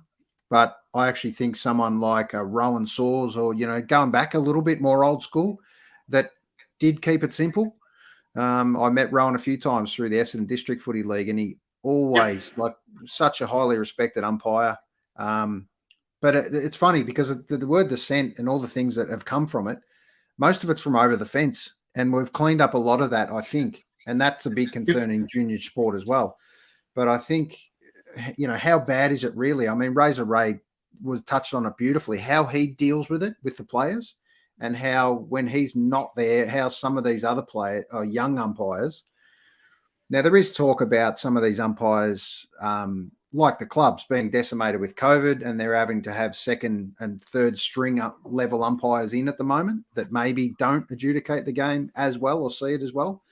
But I think it's a lot more than that. I think you're right, Lovey. They do need to pull it up and pull it up soon. We can't have finals going on like this and 50 and 100 metres. Can you imagine a grand final? Can you imagine a grand final decided by that bullshit? In actual fact, you know what? It won't, because they won't adjudicate it like that in the finals anyway. They'll be too stressed to even make that decision, which again just flies in the face of why we put these rules in the first place. If your test is, would you pay that? Would you pay such a free kick in a new rule like that in a final? The answer would be absolutely not. So guess what? Don't put it in, because you need to do it consistently all year. That's what I think is the biggest issue with umpiring in the AFL. Is I watch a fair bit of NBA and EPL now, because that's obviously they've become very popular sports in the world.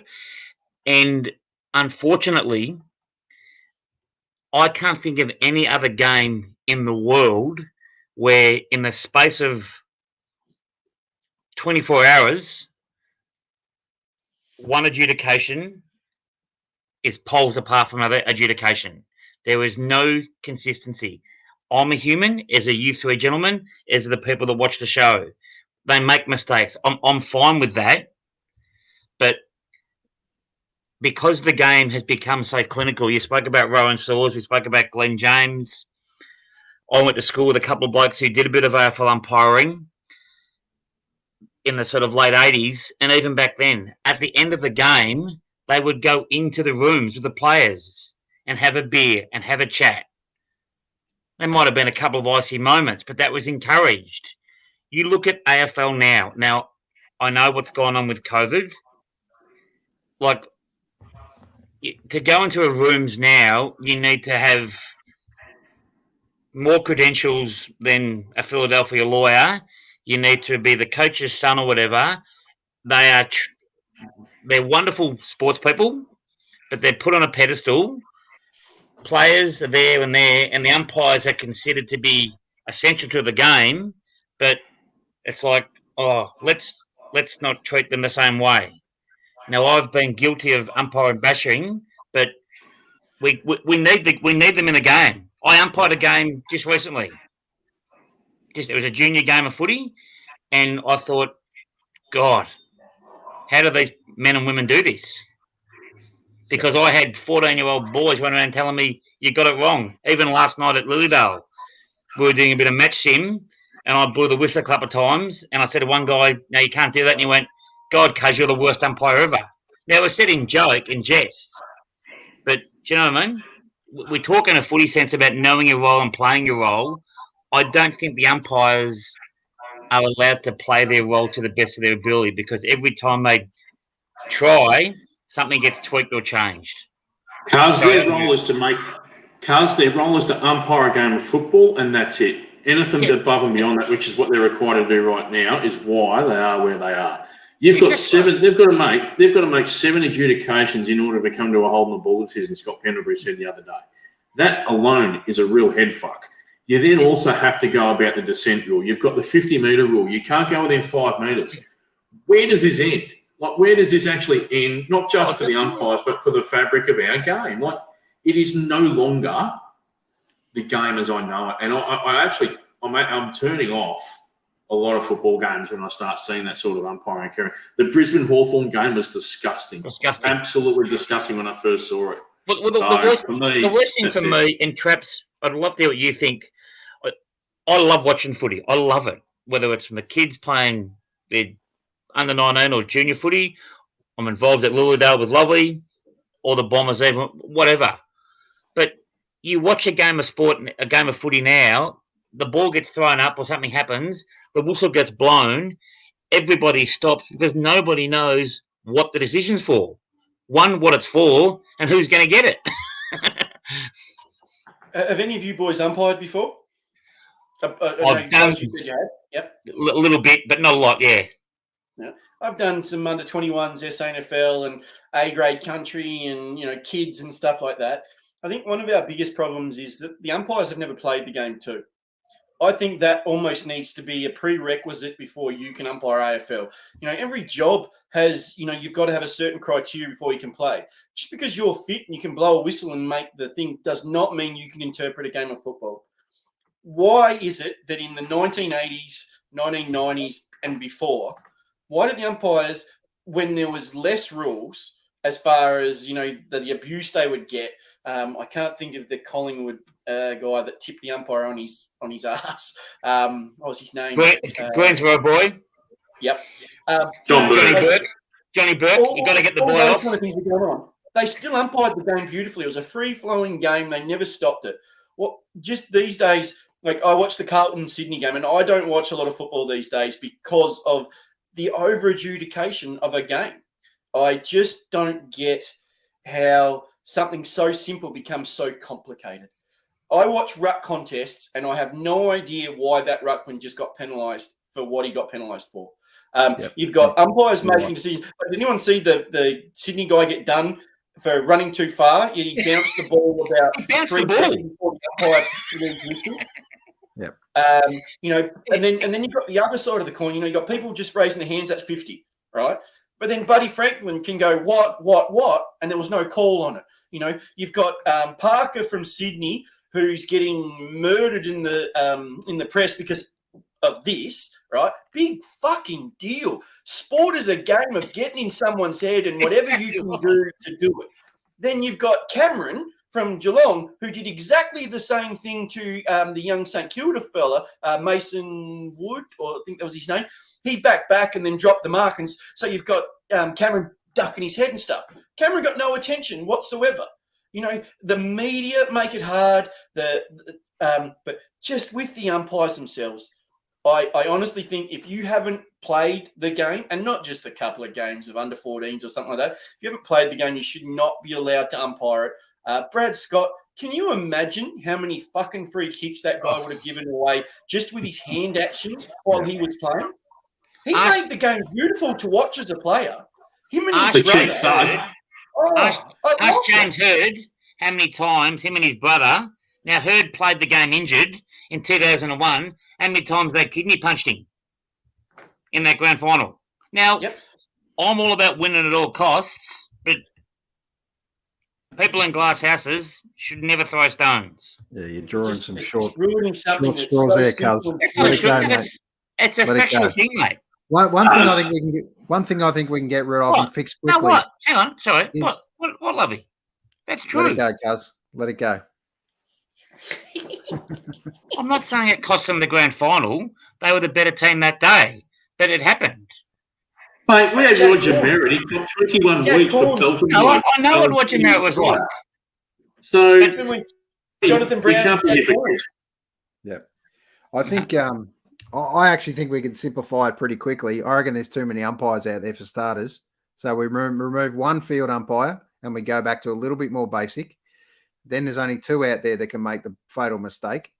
And they are going to miss some decisions, no doubt. But I reckon we're starting to make it too complicated. We're changing rules every year. It's impossible for the players to understand it, let alone the umpires to try and adjudicate on it, let alone the fans in the stands to even understand. So it's just frustrating. That's all I can say. It's easy to say it's not frustrating when you're winning and your team's flying and it all looks good. But I don't know how many times. I actually went to my first game in a long time, actually sitting at the ground where you get to see everything and not just what's shown on the TV screen. And there's things happening all over the place that should be picked up or the classic backman. But you can't even be a backman anymore without standing on tenterhooks of whether you're going to get pulled up. Like it's a forwards game now. There's so much frustrations in the game. I think this whole dissent thing could be dealt with so easily. Put out a simple policy and say, this is how it is. Any back chat, 50. But raising your hands like this, come on, realistically. It's just madness for sure. Yep. All right, so let's go with some tips, cuz. Let's finish off. We could talk all night, all day about footy. We love it. What we're going to do is we're just going to keep wrapping up this every week and talk a little bit more about some different topics in footy. It's been a great chat tonight, but we're just going to cross straight away to where are we here? Friday night, Sydney, Richmond. Traps. Dependent on the weather. Nah, Tigers win. All right, Tigers. Lovey. I didn't realise Cuz was trapped. Anyway, I will go. Well, Aaron, talk about manners. Aaron asked Traps for his tips, and you just blindly walk on in and just go, Right on, Lovey. Who are you tipping? Who are you tipping? Because you've never spoken over anyone, Alan. Mr. Manners, thank you. Shut up. Sydney by 41 points. Oh, That's big. Righto, Cuz, give us yours. Sydney by 17, mate. Yeah, I reckon the Swans are going to bounce back too. I don't think it's going to be the Tigers' night, to be honest. No, and I reckon by 28. So I reckon Are we it's writing gonna this be down really solid. for Traps' multi-bet to put on? No, we're all good. We can review the tape, fair to say. All right, let's cross to Saturday. Brisbane. Let's kick off with Brisbane Giants. This is at the Gabba. For me, it's Brisbane all over. 38 Agreed. points. Cuz, let's go with you. You're up. 36 points. Yeah, I'm the same, mate. Brisbane easy. Lovey. Lions by 9 points. Close one. Righto. 9 points. Brisbane by 20 to 35. Well, we're going margins too. Okay. I like you. You're giving yourself a big window, mate. Next thing you'll hear from Traps, it'll be 23.5 points. Thanks. Yeah. Narrow the focus, Traps. We need a number. All right. 19. 19. Okay. All right. You didn't even say his range anyway. Yeah, exactly. You shortened it up. The Cats and the Crows. We are down at GMHBA on. Well, it's a 1:45 start. I reckon the Crows would probably want this to start a week later and not have it happen at all. I reckon this is an 80-point margin. Oh, that's going to hurt. That's going to Yeah, hurt. the I'd go 10. 10 goals, 60 points, yep. Well, you think it's going to be fair? Big blowout too? Traps? Crows by 2. Oh, there you go. Hang on. I'm writing down this multi. We're getting on this one. And play this back after the game, gentlemen. There you go. If Adelaide, you know what? Here we go. If Adelaide win this game, Traps, I will get the Carlton monogram on the top of my foot tattooed tonight. Hang on. Cuzzy was chatting. I want to hear that properly. What was Let's that? get this clear. What will you do? If Adelaide happen to beat Geelong, I will get the Carlton monogram tattooed onto the top of my right foot. Is that a permanent tattoo? Alan? Just clarify. A permanent tattoo. Is there any other? Can we get that done live on next week's show? Book it in. Sorry, mate. Let's got Matthew Nix on the phone. Nixie. Yeah, it's on. Righto, beautiful. I'm going to set this one up. I think it's a kick and a mark just before, or the mark's taken just before the siren for the Crows to win by 4. So there you go. So is that 2 feet now he gets tattooed? Fair to say there's going to be a couple of text messages going round if it gets that close. That's all Hang I on can a minute. say, Lovey. As Some nervous moments. get a bit of kahunas. What's your statement? What do you mean? What's my statement? I'm What do you not. mean? Bobby's going to get a tattoo. What are you going to get done? No, I'm not that silly. No, mate. I'm he not said that- Adelaide. He said Adelaide will win. I'm happy with Adelaide. Lovey, where do winning, you mate. live? What suburb do you live in, Lovey? Munglebark. I'm just looking up tattoo Munglebark. parlors close to you for you. Yeah, Yeah, there's a couple of Lillardale I've already eyed off. Don't worry, it's okay. yeah, there you go. I'm quite happy. There's a Macho parlour next to it too. Righto, let's move into. It's a big day. It's a bumper day Saturday, to be honest. The Demons hit the Dockers. This will be a ripper, in my opinion. 4:35 start. Twilight experts. The Demons at the moment. This is a big one. Keep in mind, Freo played in the wet, soggy ground over in WA, beaten by Collingwood where they lost the unlosable. They come over and face the Demons, who are due to drop one. Is this going to be the one, boys? You're trying to build this Good on you, mate. Yeah, cocky boat. It's 45 No, points. no, Nothing, no, mate. I was The only soggy thing. I just want to be clear. I was actually nervous last week about us playing North Melbourne. So don't worry about Freo, mate. It's no shame losing to Freo, but if we lose to Freo, They've lost the last two, mate. The only thing soggy about this game is the soggy sayos are Freo going to suck on when they get smashed by 8 goals. Hello to our sponsors at Arnott's, by the way. Thank you for joining us. Cuz, what's your thoughts? You blokes by 45 points, mate. Traps? Freo by a kick. Oh, no. Oh, no. Righto. Where's the tattoo going now, Lovey? Test the ticker out, eh? I'm not ready for this. I'm going to take, hopefully, the Demons by 95. I want a large margin. I need it 95. done. I need it done. Yep, I'm going big blowout. I'll go to There we go. So we move still into 7:30. We've got two games Saturday night. It's impossible to watch all these games. They're all bumper to bumper. These two games are on live. First of all, we go Eagles, Bulldogs.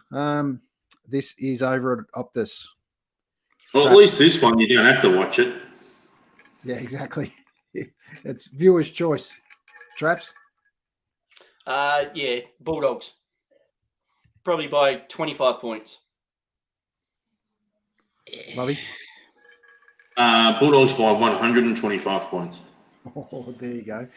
There's a big Hang on. belting. If they win by over 125 points, I'll watch you get your tattoo on your foot.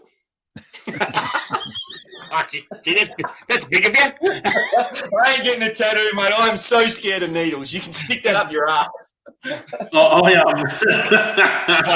The needle or tattoo? Aaron, it sounds like the potty needs to come into the tattoo parlor. The studio needs to come in. Oh, That's what it sounds you get the booking and get it ready, mate. We'll be there. We'll be there with it. And Cuz will bring the onions. Come on, Adelaide, is all I can say. Right, like you were saying about the Demons will lose one eventually. West Coast will win one eventually, but it won't be this one. Doggies by 25. Just teasing you, Lovey. Yeah, Doggies are tough. They're a tough pick with $1.07. So I think the Eagles in an upset. There we go. The Doggies got Bruce back? Is he back this week? No, not for a few weeks yet. Maybe after Queen's birthday. Yeah. Righto. Suns and the Hawks. Any interest at all up at Northern Territory, TIO Stadium?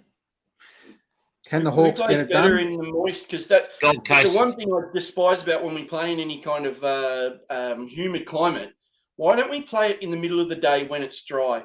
Because the moment that nighttime comes on, any like Paddy Ryder and all these other guys said, if you play it through the middle of the day, like when they went to Cairns, what's his name? Charlie Dixon was from there. You play it through the middle of the day, it's dry as. You come nighttime, it's slipperier than the wet. I just don't get it. Wait till they get the 20th team in the AFL and they play in the Northern Territory all the time. Heard it first here. Traps. 26th of May. Traps, just on that, mate. Do you suggest a 2:30? Would that be too late, or so if they have first bounce at 2:30? Anything that just before that kind of dust settles, as soon as the sun goes down, the moisture just goes through the roof. It's ridiculous. So anyone who's played those like St. I can't remember the league called, like St. Mary's, Palmerston, all that kind of in the that kind of league, the moment they're at night time, that's it. The slipperiness of that ball, it's polar opposites to a couple of hours earlier. That's a great point. I know it looks better, but for the teams, for the players, such a better brand of football will be played. What was the scoreline last time? The Saints were up there not long ago. What was it? 3 goals, 18 or some crap to 4 goals, 11 or whatever. I mean, Is that the game they beat Port by point last kick of the day or something? Was that one? Yeah. Port beat the Saints by point. 4 goals, 18. 4 goals, 18. St. Kilda to 5 goals, 13. That was the one in Cairns, wasn't it? Yeah, it's trash football. Yeah. It's trash. I mean, Melbourne during that rebuilding phase made all the fatal mistakes of trying to build the game in the Northern Territory and play night games. So I remember it well, mate. We just could not take a trick up there. Talk about sell. It's terrible when you go and sell an away game and you think, okay, we're a chance here, and then you get absolutely pummeled. So I think you're right. I think it's it's cold enough. It's winter at the end of the day. 1:45 start. Get that game in the middle of the day. Show some interest. Get a big crowd up there. I don't think Hawthorn Suns are the answer to be up there, but you got to keep changing teams and bringing different teams up there. You can't just have Melbourne up there every time. So Agreed. it's going to be interesting. As for a pick, I hope like heck that two things occur. Gold Coast win by 15 goals. And Sam Mitchell is fed to the crocodiles at Kakadu National Park. Honestly, I can't think of a slimier little mole than Sam Mitchell. I think he's an asshole, and I'd love to see him just in the bottom of Kakadu National. That'd be great. Traps, that comment you made before was funny. Essendon did some very questionable things with the supplement thing, but his gesture in that game, what he did, summed up the bloke that he is. Hang on. I know that. He's You just know, a he did jerk. that in the Essendon Hawthorn game. I think about it would have been we had none of our players because of what had happened, and he said to one of the blokes who wasn't a banned player, he went, "Did that shit." Yeah. Now, I know that, as the record says, that he is the Brownlow medalist, as is Mr. Cochin. Cochin at least had the respect to ring Job and say, "Mate, I'm the Brown. It's shallow." The other bloke didn't. He is a weed. Yep. I just was wondering where his angle was coming from. I knew there was a story. I just wanted to hear it. Weed of a man. Agreed. We'll move on now. Thank you. Yeah. Talk about second chances. Maybe we just need to He's had let plenty that of one chances, go, mate. boys. Cuz, second chances, mate. There's a couple of people you need to give second chances after your comments tonight. Just let it go. Mate. Let it go. Chris Scott. Righto. Yeah. Here we go, boys. The battle of the. I want to pick Hawthorn first. Oh, sorry. Yeah, I'm picking Hawthorn by 18 points. Who'd you go, Lovey? You said Gold Coast by 90. Was it 95 points? 90 points. And some I think Gold Coast by 4 goals. I'm being modest. I don't want to be too big on it. Gold Coast by 90. I think Lovey's favourite coach will get it done up there. And it will be I will be the Suns, actually, who is Lovey's favourite coach. He's a big rap. I think the Suns will get it done by a goal. It's going to be a close one, given those slippery conditions. All right, let's move on to Sunday's action.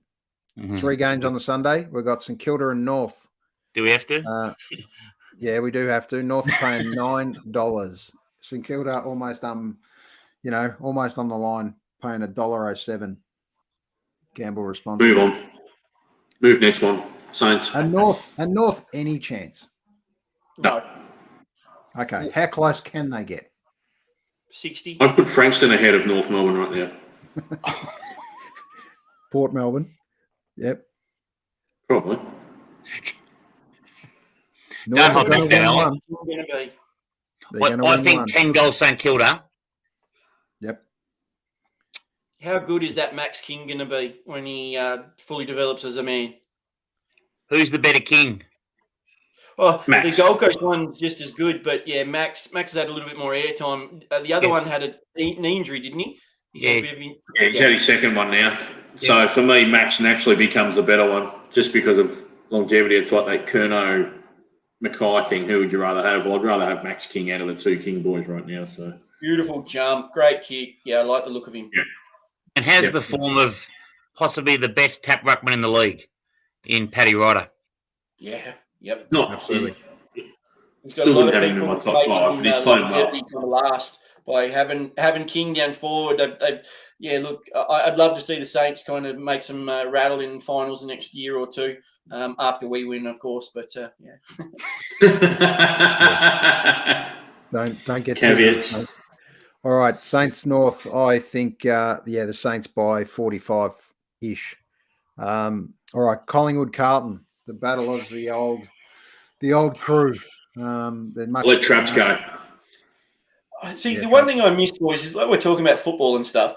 The rivalries aren't what they used to be. Like, I'm not sure how much you guys are into the NHL, but like the Calgary versus Edmonton at the moment, the Battle of Alberta. Like, I've actually seen some spice back in that game, and some actual hatred of each other. Or the seeming hatred. We miss that. That this day and age is just missing the boys remembering what it was. Obviously, I do believe Carlton will win, but I remember when I was growing up, there was 2 wins we had to have: Collingwood at home and Collingwood away. That was it. And from there, anything else was a bonus. But I just would love to see our old rivalries renewed, and the umpiring just lay back a little bit and let sport kind of go. I think we're wrapping each other in cotton wool, and we're producing a sport, a clean sport that they don't want anyone to get hurt in and stuff yet. That's why they get paid these big bucks. That's the adrenaline rush of going and playing this game, because anything can happen. It's a 360-degree hit you can get at any time. Go the Blue Boys. Yeah. I think the rivalry is still alive, as Lovey said, talking about Sam Mitchell. Hawthorn and Essendon, I think that one's pretty well still alive. Okay. Line in the sand. Yeah. Righto, tips, Cuz. I think Carlton's best is better than Collingwood's best, so Carlton by 4 goals. Lovey. This is where my footy tips become a bit nervy for me. I'm going Carlton without. If you had told me before Collingwood the way they played against Freo, if you had told me this game before that game, I would have said Carlton by about 8 goals because of the way I saw Carlton play the other night. But to Trapps's point, how good would it be to have these 2 teams just smack in? Just let them have it. Let them at it. You know what? Schoolyard footy, there's the football. Go get it. It'll be just amazing. And I think if it's wet, I think Carlton are just the more polished. There's this myth about if it's wet that brings the shit teams up to the good teams. That's not true, because your most skilled footballers are actually better in the wet than what the shitter footballers are. So talent alone, I think Carlton gets it done. If it's wet, even more so. For me, I'm comfortable with Carlton getting the win, but geez, these games are always good. Carlton, Collingwood, they should be. They're just crackers. Yeah. Yep, they're great fun to watch, especially on a Sunday afternoon on the couch. So I think Collingwood come back after being against Freo in the wet. They're going to have it wet again. I think they're going to have a little third quarter fade out. The Blues are going to come home, and the Blues are going to knock them off by 16 points. So I'm excited for the Blues. Let's get another one in the belt. They're going to play finals. Traps. So get your cash ready. Save up, mate. And, I'm sitting on the couch, mate. I'll be sitting on the couch watching. I don't want to sit there and be in the stands. I'm a bad supporter at a ground. Unless I'm in a bed. No, that's okay. Nothing wrong with the couch, mate. Just means it's a better party. So, all right. I think we've let's go to the last game. This could be an interesting one. 4:40, Port Adelaide and Essendon. Where does it leave the Bombers? Cuz. Shitsville. Look, Hart, I'd love to see us win. We need to win. But I think Port, where they're at the moment, should win by 30 points plus. Yep, Traps. Did any of you boys watch the game last week with the Bombers against Richmond? Yeah. How did they react to what Rutten said? Remember he said, you'll see a different Essendon, you'll see a lot tougher, harder, ruthless, defending each other, all that kind of crap after Jake Shields got kind of roasted by Parker. Did they come out and show it? How much can you show in this modified clean concept of the sport now? Sure. How much can you actually show? I mean, and that's what I was intrigued about. Yeah, look, they stuck up. They stuck up for themselves in the obvious scenarios, but in the clinches, it still comes down to the fact that we're just not hard enough across the football when we need to be. Richmond were. They won the one-on-ones, and that's what we're not getting done at the moment, is that one-on-one contest that then creates a 2-on-1, 3-on-2, 2-on-3, 4-on-3. We're not doing that at the moment, and that's what's hurting us more than anything else. It's not the toughness aspect of it. We're just not disciplined enough to help ourselves and help each other on the field, and we're not doing that. Port by 10 goals. Yeah. Yep. I'm just sick and tired of hearing let's just have more effort. We've got a list that should be winning games of football. So who's accountable for that? Yep. You know, I don't want us to be talking like a North Melbourne. Well, as long as you give effort, fucking hell, I say that every day to my work colleagues, and even then it just sounds a bit drab. It's like, you know, you're there to win games of football. We have the talent to win games of football, so we should be expecting to win games of footy. End of story. So on that note, I say Essendon by 4 points. Because we should be winning games of football. Yep, I'm with you, Lovey. I think they talked about line in the sand games and all this sort of stuff. That was supposed to be last week. It has to be this week because they didn't pull it off last week. They have to show effort. Lovey, you said it beautifully. Effort takes nothing other than doing it. It's an expectation that's just supposed to be there. You shouldn't have to talk about giving effort. It should just be done, right? And then it's just about the final execution from there. We talk about teams being 10% off and all that sort of stuff, and any team will beat anyone. Essendon seem to start 30% off, and then how are they going to catch up? You know, it's just not going to happen in today's game. So they've got to start well. We all know that. I mean, everyone talks about that. Start well and you're a chance. And it's got to be prolonged. You know, they can't have a quiet second quarter then after starting well. They've got to continue it and be in the game. If they're in the game by 3/4 time, I think they win it. So let's get on the Bombers. Let's try and have an upbeat show next week, chatting about the Bombers. We'll talk a little bit about the big freeze as well. Lovey, you touched on that. Yeah, I'm only wearing this tonight because I'm not sure I don't know if we're going to have another potty before Queen's birthday. We might, but if not, $25. It's free. It's the free is number 8 now. It's Coles Express, Coles, Bunnings, $25. Reach into your Skyrocket, pay for it. If you don't even want to wear it, well, that's fine. But it's a pretty cool looking beanie anyhow. I think the Danaher's do a magnificent job of this, despite the obvious the obvious pitfalls with Neil at the moment. But what a wonderful cause. So yeah, just get behind it, do what you can. Go to the G that day, even if as a neutral supporter. I reckon I'll probably get there actually if the tickets are available. So I just think the more we can do, and it gets back to what we're all agreed. What can you do for the person next to you? And this is just one of those things. So yep. Get it done, buy it. Happy days. Well said, Lovey. Well said. Great words, Lovey. Great words. Absolutely. Yeah, you never know which person you're going to know that's been touched with this terrible, terrible disease. Neil's been an incredible ambassador. And hopefully his fight is going to be proven to be worth it in the end in respect. I think it'll be fruitful. There won't be a solution for him, sadly, as he's acknowledged very early in the piece, but the amount of money that's been raised, hopefully they can find a cure and not put as many more people through this terrible disease. So hopefully we can stop it in its tracks in the next few years. So, boys, I think we'll close up the show based on that. I think we got to the end of that. Just quickly, mate, just a quick shout out. Like, obviously, Eamon and Dan got a great cause. Love you mentioning that. Just a good friend of the show, Ryan Sterling. Yep. Dropped his latest album in my letterbox today, which is. Can you put it in the camera, Cuz? What's that? Can you put it in the camera? Come on, Molly. You see that? There we go. Yep. Awesome.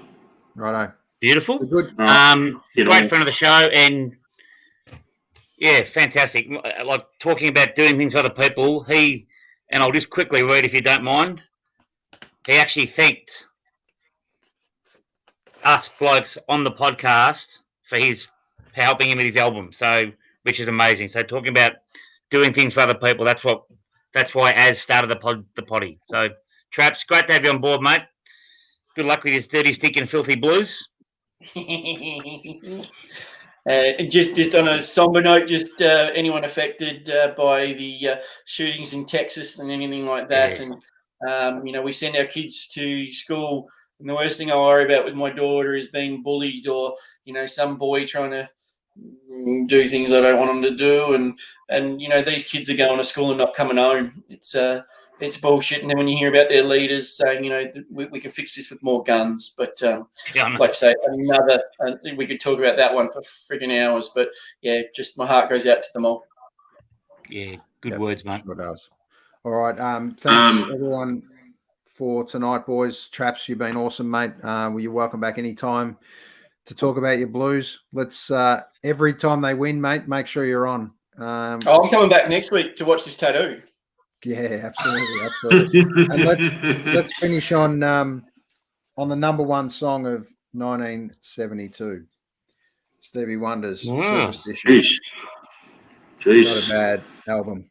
And there's a few more along that way. So do yourself a favour, as Molly would say. Check it out. 1972 was a pretty good year in music. Thanks, everyone.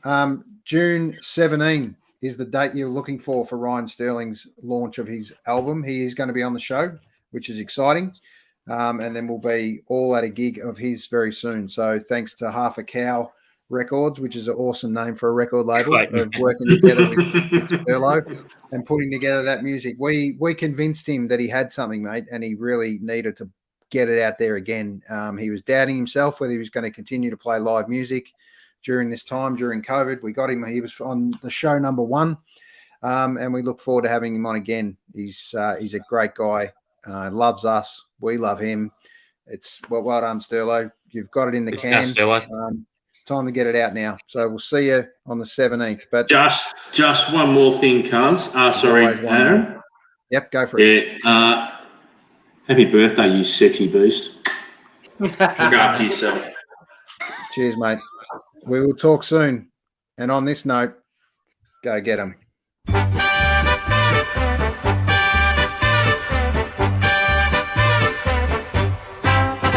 It's a grand old flag, it's a high-flying flag, it's the emblem for me and for you.